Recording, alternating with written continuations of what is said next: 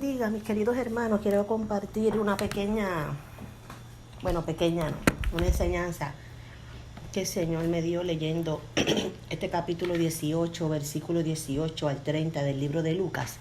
Quiero compartirla rápidamente con ustedes.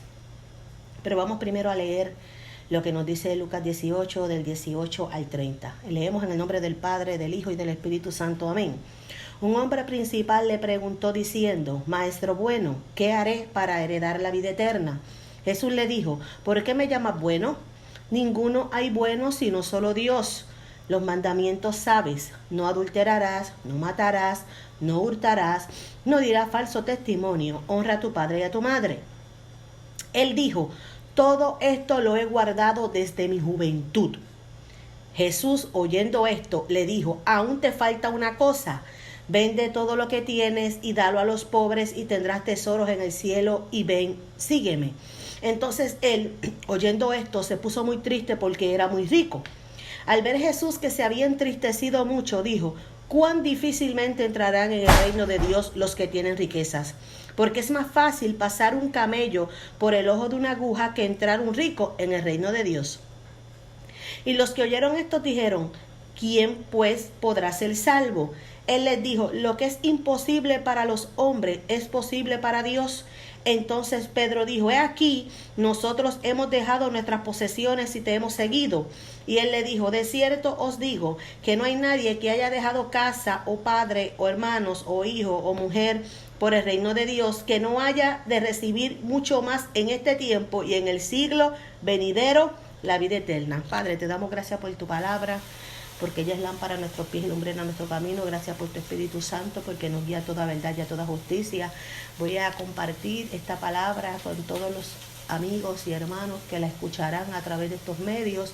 Te ruego de manera poderosa y especial que así como tu Espíritu Santo me redarguyó, me instruyó, así instruya y redarguya todo lo que los escuche, y que sea de bendición, Dios amado, para todos, aleluya, que las reciba. En el poderoso nombre de tu Hijo amado Jesús. Amén. Fíjese que este capítulo 18 del libro de Lucas va dirigido a un joven rico. Era un hombre que poseía riquezas materiales y que había escuchado la palabra del Señor. Él se le acerca al Señor y le llama maestro bueno, y ahí en ese momento, en el versículo 18, Jesús le dice que solamente hay uno bueno, que es Dios, y comienza a rectificar lo que el joven ya sabía. Fíjese que le dice: los mandamientos sabe. O sea, Jesús sabía que aquel joven rico que se le había acercado a establecer esta conversación con él conocía los mandamientos, y comienza a mencionarle los mandamientos. Y él le afirma: todo esto lo he guardado desde mi juventud. Y aquí me quiero detener un poco, porque he escuchado predicadores que afirman que este versículo 21 es mentira, porque nadie ha guardado nada en su totalidad. Y yo me quedo anonadada de cómo es posible que un predicador de la palabra, un ministro de la palabra, diga que algo que está escrito en la palabra, en la Biblia, es mentira. Si está escrito ahí es porque es verdad. Nosotros tenemos que entender que desde el comienzo de la historia de la humanidad siempre ha existido hombres y mujeres que han marcado la diferencia. Tenemos que entender ya, los que predicamos la palabra, que nosotros no podemos estar generalizando ni haciendo el papel de omnipotente, ni omnipresente, ni omnisciente, porque nosotros no tenemos el poder, para saber a cabalidad, a ciencia cierta, de que todo el mundo está ejecutando un acto que va contrario a lo que Dios ha establecido. La palabra nos lo registra y podemos dar ejemplos. Podemos utilizar uno de los ejemplos clave, que es el libro de Job.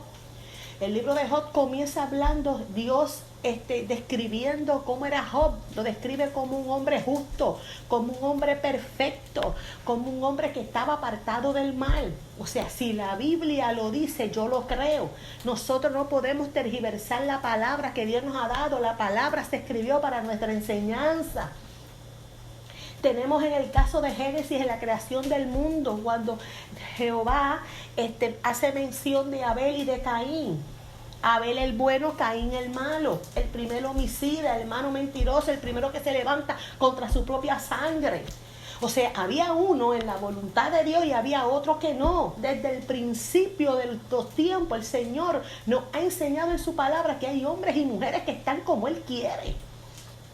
Y también han habido generaciones que no están como Él quiere, que la mayoría han estado malas. Vemos cuando Dios saca a Noé, o manda a Noé a preparar esta arca, porque venía un diluvio sobre un lugar donde nunca llovía.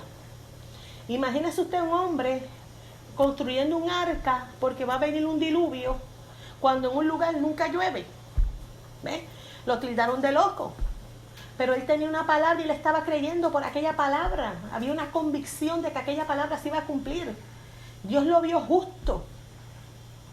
De toda aquella generación perversa, Dios lo sacó a él como justo y la misericordia de Dios se extendió a su familia.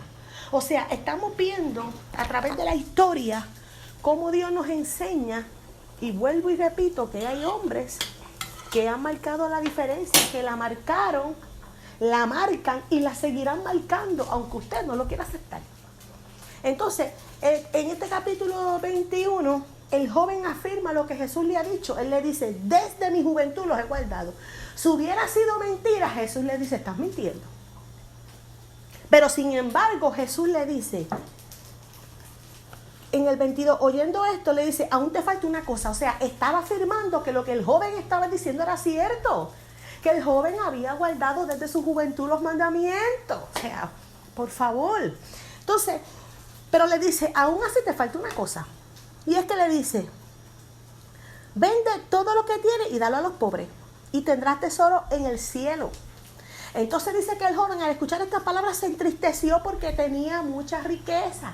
Y porque su corazón estaba ¿qué? Arraigado o estaba muy abrazado a esas riquezas materiales. Y fíjese el ejemplo bien claro, porque cuando Jesús ve que él se entristece, él hace una aseveración, hace una afirmación, mi hermano. No es una pregunta, es una afirmación, es algo cierto. Él está diciendo cuán difícil entrarán en el reino de Dios los que tienen riqueza. Porque lamentablemente, no lo digo yo, lo dice el Señor Jesús, nuestro Maestro, que la persona que tiene riqueza, muchas de ellas están muy afanadas por mantener esas riquezas, se olvidan de Dios. Se olvidan de las promesas que Dios tiene, se olvidan de los ministerios y se enfocan en la riqueza. Y su prioridad son las riquezas. Por eso es que Jesús en el versículo 24 hace esta afirmación de que dice que es difícil. ¿Cuán difícil? Dice él. Los que entran al reino de Dios, los que tienen riqueza. Entonces pone el ejemplo de que era más fácil pasar un camello por el ojo de una aguja, porque en Israel había una puerta que era muy estrecha, que para pasar por ahí, los camellos era bien difícil, casi imposible que un camello pasara por ahí. Entonces él pone ese ejemplo para que usted entienda que es bien cuesta arriba.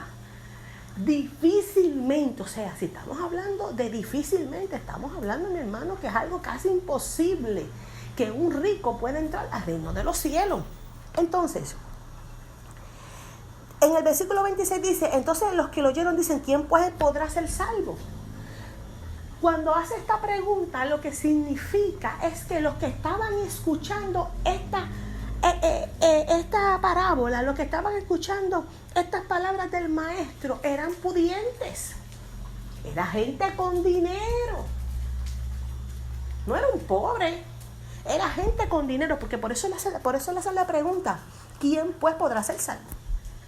O sea, entiéndase que los que estaban escuchando ahí, o el que le hace la pregunta, entonces era una persona que tenía dinero. Entonces ahí es donde Jesús le dice, lo que es imposible para los hombres es posible para Dios. Entonces Pedro dijo, he aquí nosotros hemos dejado nuestras posesiones y te hemos seguido. Y él les dijo, de cierto os digo que no hay nadie que haya dejado casa o padre o hermanos o mujer o hijos por el reino de Dios que no haya de recibir mucho más. en este tiempo y en el siglo venidero en la vida eterna. O sea, que el que deje su casa, su padre, sus hermanos, su mujer o hijo, mire mi hermano, va a recibir mucho más que eso, porque el maestro lo está afirmando en el versículo 30.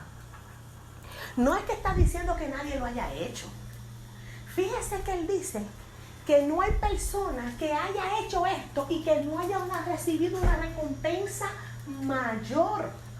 Eso es lo que nos está diciendo el maestro a través de los versículos 29 y 30. Una lección bien importante para aquellos que tienen riqueza. No se pueden afanar por la riqueza.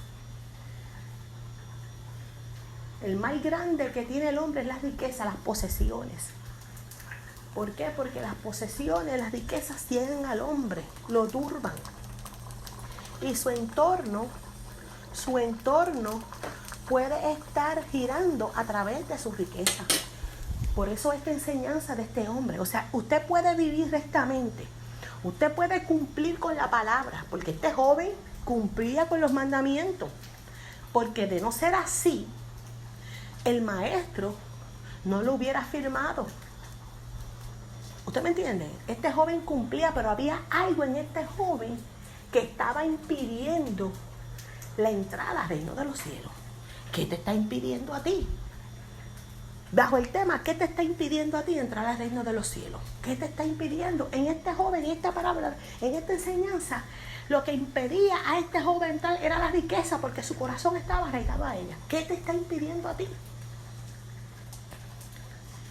Nada de lo que dejamos por el reino de Dios, nada, lo dijo el Señor en el versículo 30. Nada que usted deje para servir a Dios no va a ser recompensado. Dios lo va a recompensar y mucho más. Va a recibir mucho más. Hay que darle el primado a Dios.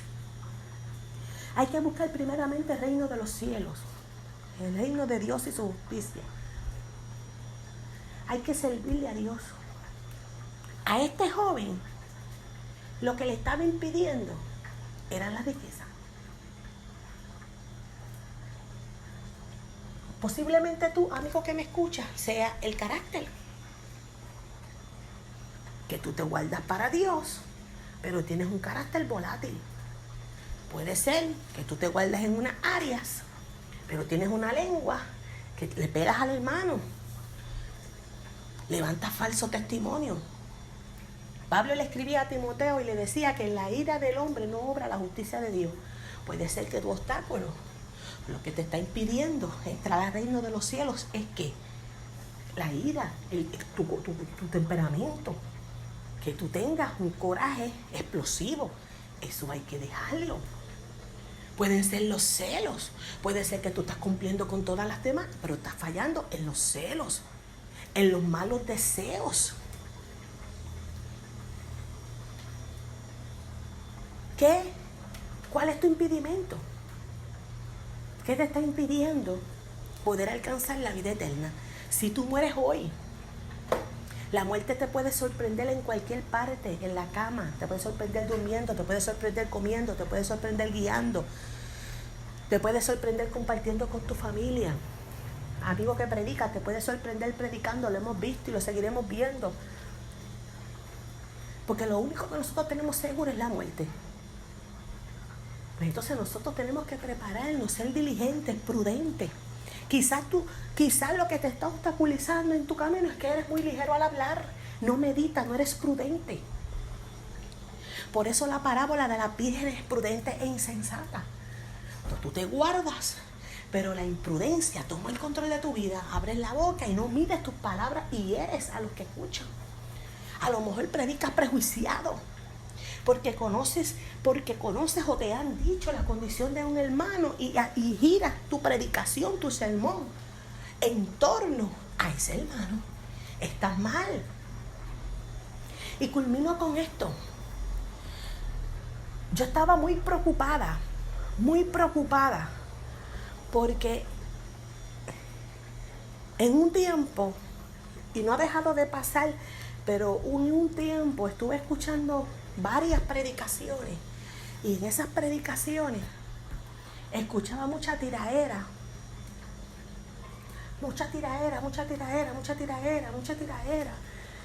mucho mensaje prejuiciado. Y eso me preocupó, porque yo en mi interior, yo decía, yo no puedo creer que Dios esté en el asunto. Yo no puedo creer porque hay un orden establecido por la Biblia y yo no puedo salirme de ese orden. Si yo cumplo con ese orden, yo voy a tener el balar de papá. Yo voy a tener la aprobación de papá. Pero si yo me desvío de ese orden porque yo quiero ser un siervo malo y quiero tomar la autoridad de la posición que Dios me ha dado para herir, para maltratar, pues entonces yo estoy siendo un siervo negligente. Y yo me preocupé. Y le hacía esa pregunta al Señor: ¿tú estás en el asunto? ¿Esas predicaciones están avaladas por ti? ¿Están aprobadas por ti? Y salgo soñando, mi hermano, que voy de camino a una reunión. Era un grupo de ancianos. Y estos ancianos vestían túnicas largas. Era una vestimenta antigua. Y se me acerca este anciano y me dice estas palabras: eso no es del Señor. Mi hermano, no podemos predicar prejuiciado. Prediquemos la palabra como es, como está escrita. Si a alguien le cayó, que se ponga el sello. Pero usted no predique y no utilice el altar de Dios y no utilice la posición que Dios le ha dado de evangelista, de ministro, para matar a sus hermanos. Predique lo que está escrito y usted va a tener el aval de Dios. Porque aunque digan lengua, aunque se muevan, y usted piensa que el Espíritu Santo está ahí, esa predicación no pasa por el filtro de Dios. Así que, mi hermano, quería compartir esta corta enseñanza que Dios me ha dado mientras escudriño nuevamente el libro de Lucas. Me detuve en este capítulo 18, versículo 18 del joven rico. Tenemos que dejar de estereotizar y dejar de generalizar y dejar de decir que todo el mundo es esto, que todo el mundo es esto, porque hay gente, lo hubo, lo hay y lo seguirá habiendo, gente que marcará la diferencia en este camino, gente que quiere vivir piadosamente, gente que van a perseguir, que van a sufrir persecución, porque el apóstol Pablo se lo dijo a Timoteo: el que quiera vivir piadosamente en ese tiempo sufrirá persecución. Así que nosotros no debemos de temer a aquel que puede matar el cuerpo, sino aquel que tiene el poder para matar el cuerpo y enviar el alma al infierno. Así que Dios les bendiga, Dios les guarde. Espero que sea de edificación estas cortas palabras y nos veremos en una próxima ocasión.